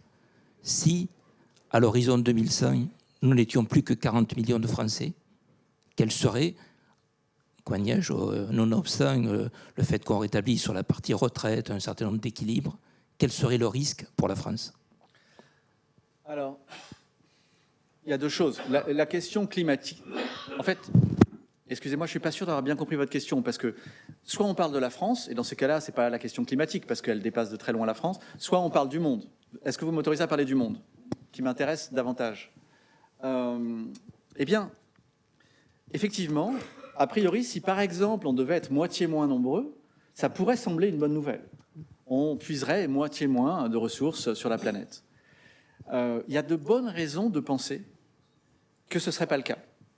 Que si on était moins nombreux, les ressources coûteraient beaucoup moins cher et qu'on en consommerait davantage. Et que c'est bien le mode de vie et non pas... Mais là, vous m'entendez quand je fais ça? Excusez-moi, je ne m'en rends pas compte. C'est bien le mode de vie et non pas le nombre qui est la variable essentielle. Un Américain, aujourd'hui, pollue 100 fois plus qu'un Nigérien. Le fait qu'on ait tous intégré à des degrés divers l'intelligence artificielle dans nos vies, c'est absolument catastrophique pour la planète, puisque vous savez que chaque requête est beaucoup plus coûteuse qu'une recherche Google. Et donc, l'argument, c'est bien qu'on soit moins nombreux pour la planète, est fallacieux. Il y a tout à fait des possibilités qu'on soit beaucoup moins nombreux et qu'on pollue 1000 fois plus. Regardez, il suffit qu'on fasse, par exemple, des stations de sport d'hiver, comme font les Émiratis. Donc c'est vraiment un problème de mode de vie et de prise de conscience. Visiblement, on a collectivement décidé que le réchauffement climatique, de toute façon, ne nous intéressait pas. Peut-être que la photo prise hier, je crois, par la mission lunaire de la planète, va nous faire revisiter cette idée. Vous avez vu peut-être que la Terre a l'air quand même bien embrumée par rapport à il y a une cinquantaine d'années. Oui, ici Merci, oui, je suis voilà, Jean-Philippe Marguerand, administrateur Covea GMF. Merci pour cet exposé passionnant et qui rejoint une conversation familiale très récente, notamment entre mes filles mères de famille, sur un livre. C'est pour ça que je vous interpelle aussi pour avoir votre avis sur un sujet très français, qui est un livre destiné à nos élèves de terminale, Sciences et vie de la Terre, avec une page qui s'appelle « Les solutions de réduction des émissions ». Entendez, je vais simplement vous lire les 3 ou 4 premiers. Devenir végétarien. Mon micro ne fonctionne pas. Merci de me redonner la voix. Acheter une voiture avec une meilleure efficacité énergétique, 1,5 tonne. Acheter de l'énergie verte, 1,8 tonne. Éviter un vol transatlantique, 2 tonnes. Vivre sans voiture, 2,5 tonnes. Et le premier des items, avoir un enfant de moins, 60 tonnes. Alors ma question, je pourrais partager avec vous au moins ma perplexité. Comment peut-on distribuer ce genre de bouquin à des élèves de terminale avec tout ce que vous nous dites, ce que dit le président de la République sur la politique démographique et le danger que ça représente? Et nos enfants de 18 ans entendent des choses en relation avec l'écologie où on met ne pas avoir d'enfants au même rang que ne pas voler sur un vol transatlantique. Qu'en pensez-vous? Alors, plusieurs choses. D'abord, ce calcul qui a été fait est un calcul complètement fallacieux, reconnu par les scientifiques qui l'ont fait eux-mêmes, puisqu'il prend en compte les émissions des enfants qui seraient vivants, mais aussi tout au long de leur vie, mais aussi de leur descendance. Donc même les auteurs du calcul ont dit non, c'est pas ça qu'on a voulu dire, ça a été complètement mal utilisé, si vous voulez. D'autre part, évidemment, c'est une bêtise de la part des créateurs de ce programme de mettre ce truc-là là-dedans, mais fondamentalement, je vois les choses à l'envers. C'est-à-dire que pour moi, c'est du pain béni pour les conservateurs. Ils ont trouvé la connerie sur laquelle ils vont pouvoir insister en disant « Regardez, les autres sont complètement déraisonnables ». Vous avez raison, c'est une bêtise. Mais quel élève de terminale va choisir de ne pas avoir d'enfant parce qu'il a lu un truc dans un programme scolaire? Je pense qu'en revanche, c'est l'écho de la culture dans laquelle on vit. Et j'ai beaucoup d'élèves qui me disent « Moi, je ne veux pas donner vie à quelqu'un qui sera là dans 20 ou 30 ans dans un monde aux conditions dégradées. » Et à celui-là, je ne peux pas lui dire qu'il a tort. Enfin, plus exactement, je dis qu'il a raison, les conditions seront dégradées, vu qu'on ne s'en occupe absolument pas. En revanche, qu'il ait un enfant ou pas, n'a pas d'impact sur cette idée. Et puis, vous savez, il y a aussi l'idée à l'inverse, optimiste, qui est de dire que les enfants qu'on fait, c'est peut-être eux qui vont trouver la solution technologique, s'il y en a une, s'il y a une sortie technologique à cette question. Mais cette information, elle a énormément tourné, c'est une sottise absolue. Et pour moi, c'est vraiment donner une arme aux conservateurs pour se faire battre. Parce que, non, ce n'est pas la question. Il y a un excellent livre sur la question qui est sorti en 2022. Faut-il arrêter d'avoir des enfants pour sauver la planète, d'Emmanuel Pont? La réponse, catégoriquement, non. Les enfants que vous choisissez d'avoir vont pas avoir un impact sur la planète. Mais non, c'est une sottise, bien sûr. Bonjour. Claude Habib, professeur honoraire de littérature à Paris 3. Vous disiez qu'on pense rarement à comment aller mieux.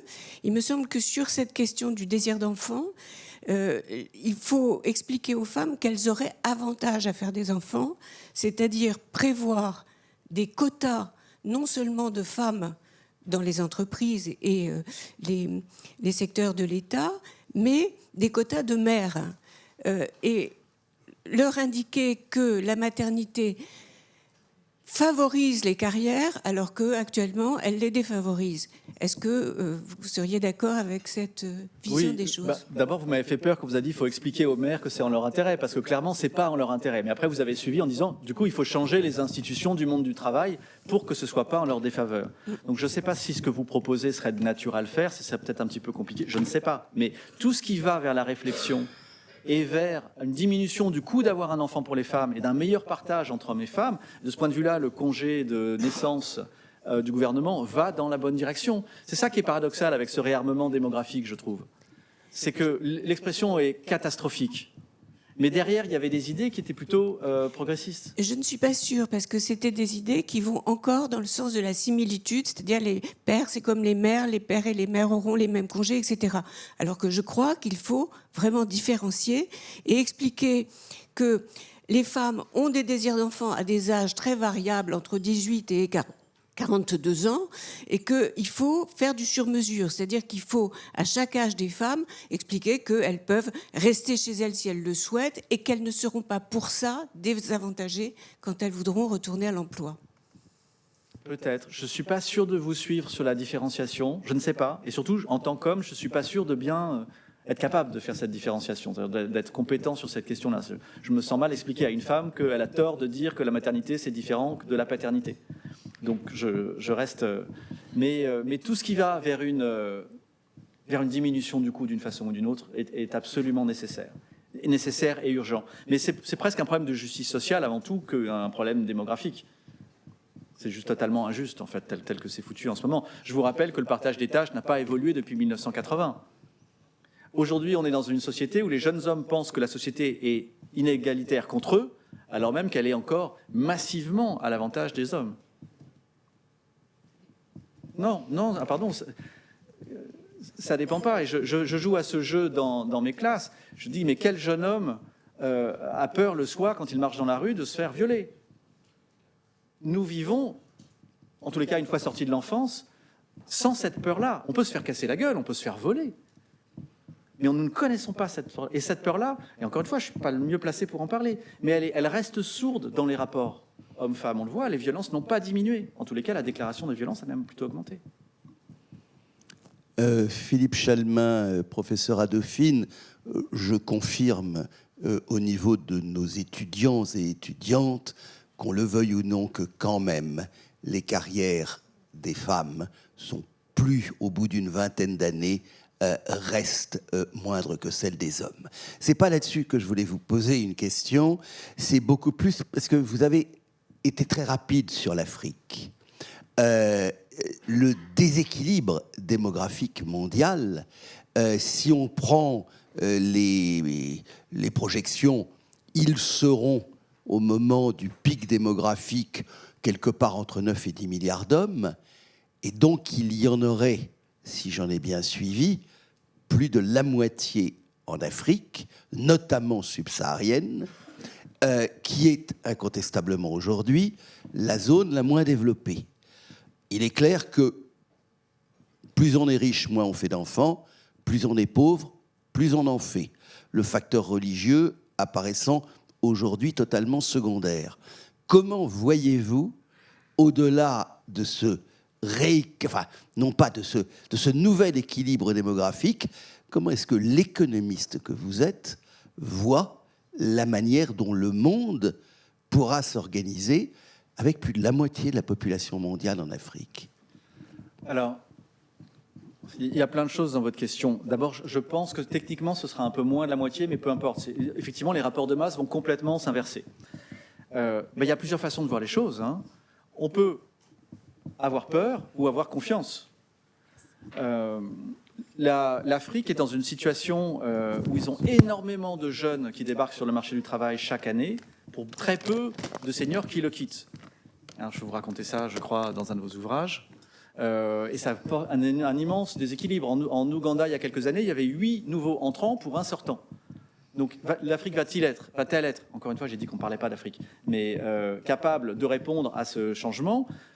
Probablement que dans certains pays, ça va être extrêmement volatile. On a vu la multiplication des coups d'État ces dernières années. Ça va continuer. Il va y avoir des migrations gigantesques, très majoritairement intra-africaines, donc source d'instabilité gigantesque, absolument. Après, donc on parle de l'Afrique tropicale principalement, hein. Moi, je trouve que on peut voir ça comme un problème à venir pour une Europe vieillissante et numériquement amoindrie, ou une chance. J'ajoute que de ce point de vue-là, la France est, à mon sens, exceptionnellement bien située, si elle joue bien ses cartes. C'est-à-dire que soit on se prend un tsunami de migration et on est dans une dystopie que les partis d'extrême droite sont très forts à expliquer, soit au contraire, on bénéficie d'une population jeune qui a des aspirations au développement extrêmement fortes et qui, plus ou moins, parle français. On a un avantage sur nos concurrents en la matière, on parle français pour une partie de l'Afrique, je veux dire l'Angleterre, le Royaume-Uni bénéficient des mêmes avantages. Donc il y a un monde où ce développement africain peut devenir complètement vertueux pour l'Europe. Évidemment, quelque chose entre les deux va se passer. Mais je ne vois pas, de tous les risques que je discerne pour l'Europe, je ne vois pas le développement africain comme un risque. Je vois le développement africain comme un risque pour l'Afrique.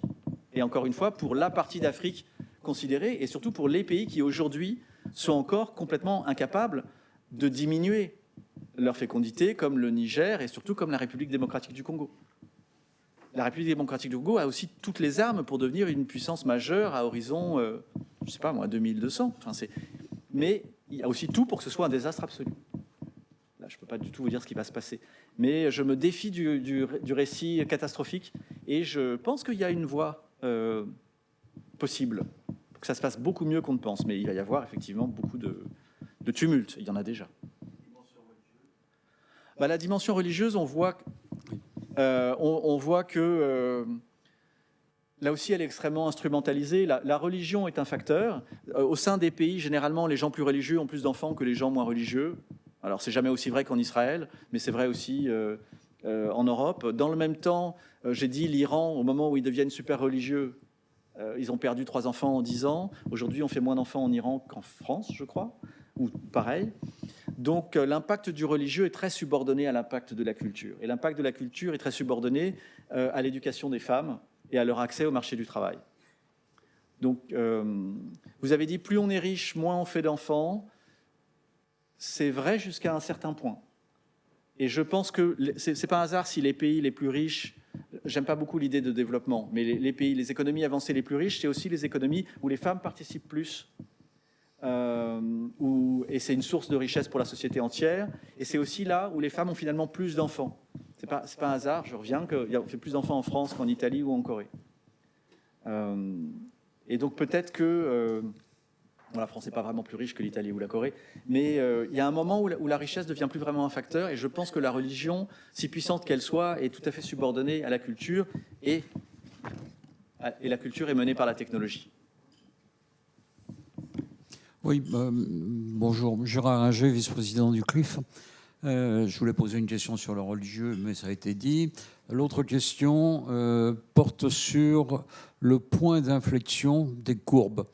Ce qui me gêne souvent chez les démographes, c'est qu'ils continuent la prolongation des courbes et ils ne sont jamais capables de prévoir le point d'inflexion.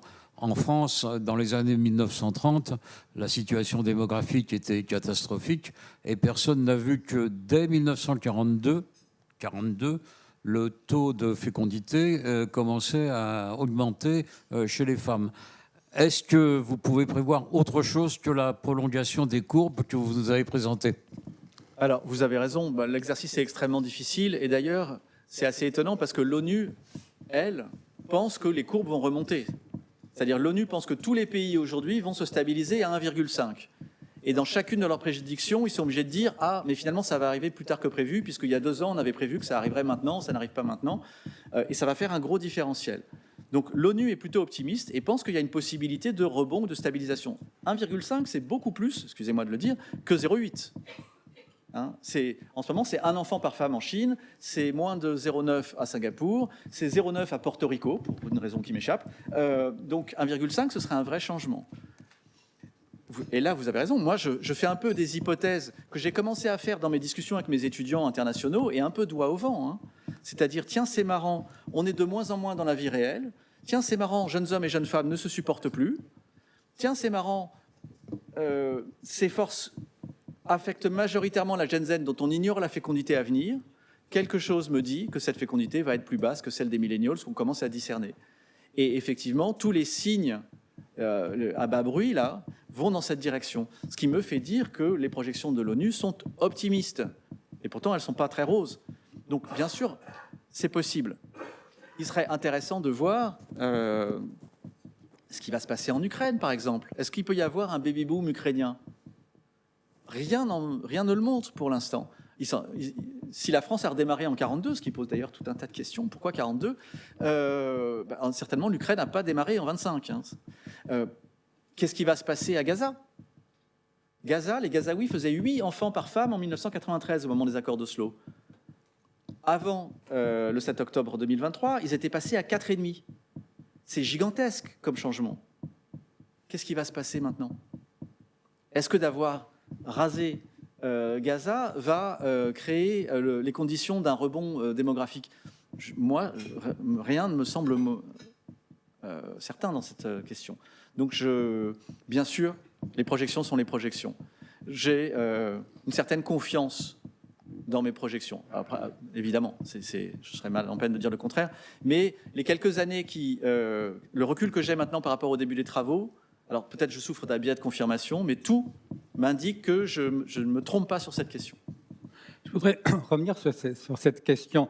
Votre courbe en forme de ballon de basket là, qui commence à redescendre, vous l'avez arrêté prudemment assez tôt, mais évidemment, on s'interroge sur la suite. Et je reprends la notion de trou noir démographique évoquée Bruno Tertrais il y a 2 ans.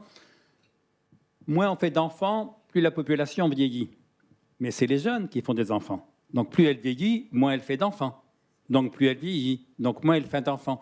Et donc il y a une logique de boule de neige négative qui tend à une réduction tendancielle de la population.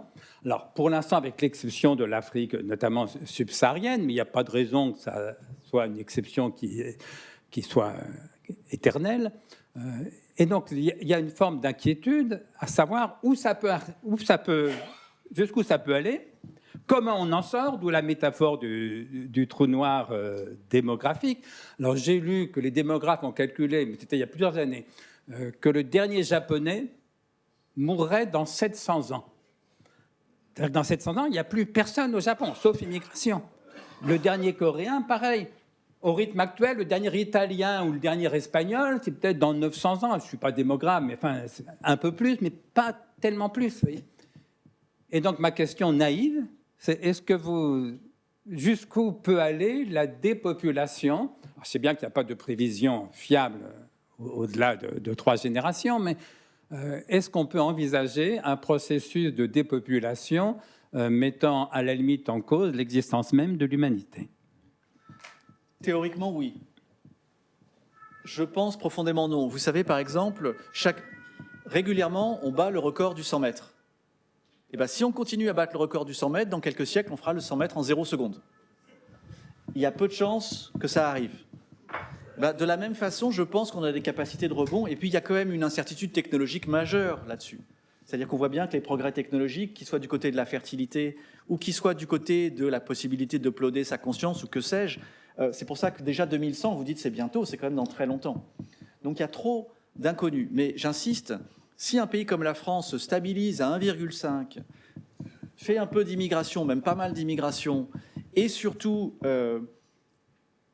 ouvre de plus en plus de perspectives égalitaires aux femmes, on n'aura pas de problème.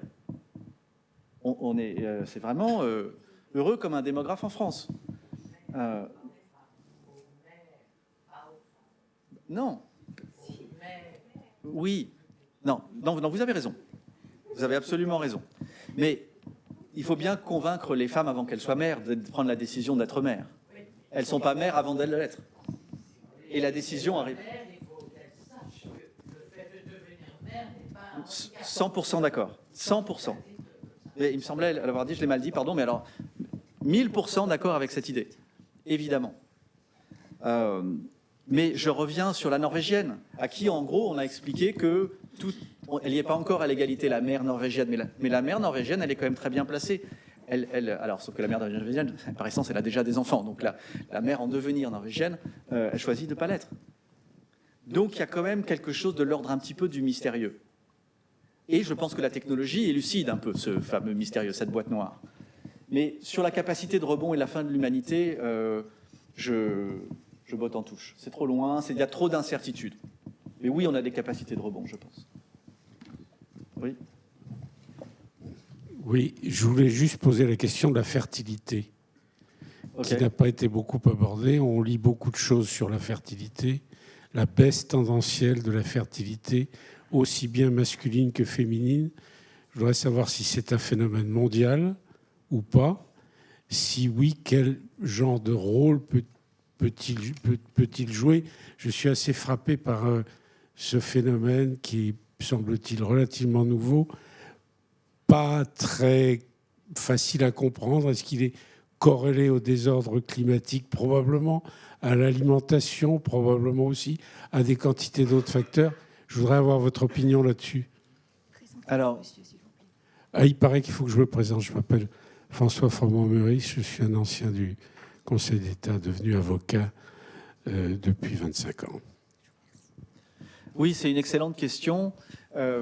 C'est à la fois une question centrale, celle de l'infertilité, et en démographie, une question marginale. On est dans du qualitatif et pas du quantitatif. Par exemple, je crois qu'il y a entre 12 et 15 millions d'enfants qui sont nés via la PMA sur la planète. Dans le même temps, il y a 6,5 milliards de personnes qui sont nées.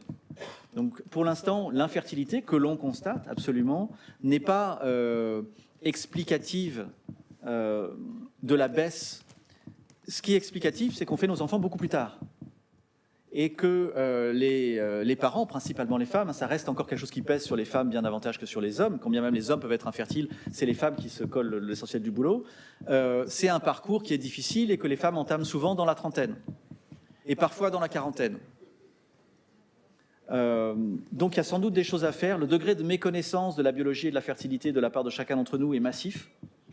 C'est pour ça que la fameuse lettre que le gouvernement veut envoyer aux hommes et femmes de 29 ans, moi personnellement, ça ne me choque pas, mais je sais qu'il y a beaucoup de femmes qui sont choquées parce qu'elle est reçue comme une injonction. Mais je sais aussi qu'il faut expliquer ce qu'est la réalité de la fertilité biologique.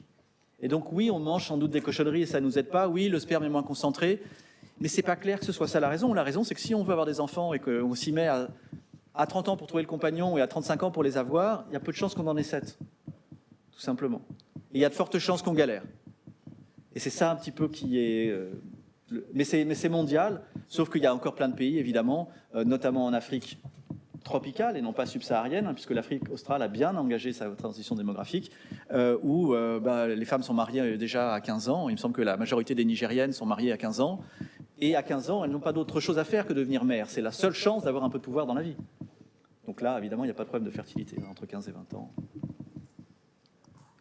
Peut-être une dernière question avant d'interrompre nos travaux. Est-ce que quelqu'un a le micro? Non. Alors moi, je me permets la dernière question pour vous permettre de conclure. Vous avez évoqué le risque politique de gérontocratie. Et à propos de la question de l'héritage, vous évoquiez l'inégalité économique. Et donc ma question, c'est est-ce que le risque de la gérontocratie et celui de la plutocratie ne sont pas en quelque chose l'une des menaces qui pèsent sur la société, mettons, occidentale et spécialement d'Europe de l'Ouest aujourd'hui? Et voilà, c'est juste à la fin qu'on voit que j'ai raté Sciences Po. Je ne sais pas ce que ça veut dire, plutocratie. Plutocratie. La plutocratie, c'est le pouvoir des plus riches. Ah bah oui, certainement. Mais le pouvoir des plus riches, bon, c'est aussi un peu une constante de nos sociétés. C'est pas tellement nouveau. Là, c'est vraiment qu'il se double effectivement d'un biais générationnel qui va être résolu par la grande transmission d'une certaine façon. Moi, je suis sensible à la façon dont le narratif de la guerre des âges est poussé en France pour une réforme à la fois nécessaire, mais parfois trop agressif du système des retraites, et notamment par un passage à la capitalisation.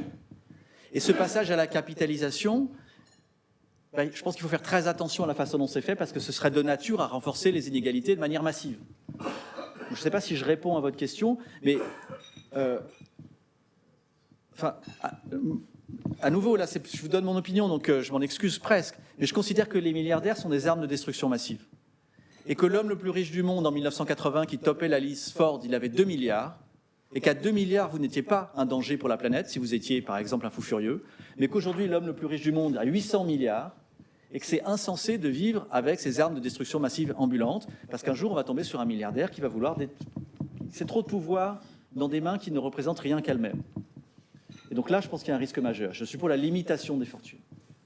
Et il y a la philosophe néerlandaise Ingrid Robbins qui a écrit un bouquin là-dessus qui s'appelle « Limitarianism », que je vous invite à dire. Limitons à 100 milliards. 100 milliards, par exemple, c'est bien. Personne ne manque de rien à 100 milliards. Mais au moins, à 100 milliards, on n'a pas quelqu'un qui peut acheter un pays. Enfin, ou une moyenne puissance. Oui, mais déjà, soyons d'accord à 100 milliards. Puis après, on descendra graduellement si on peut. Est-ce que ça... Mais merci beaucoup, ça me paraît une très belle conclusion. Il me reste à vous souhaiter une très bonne fin de journée. Merci à tous.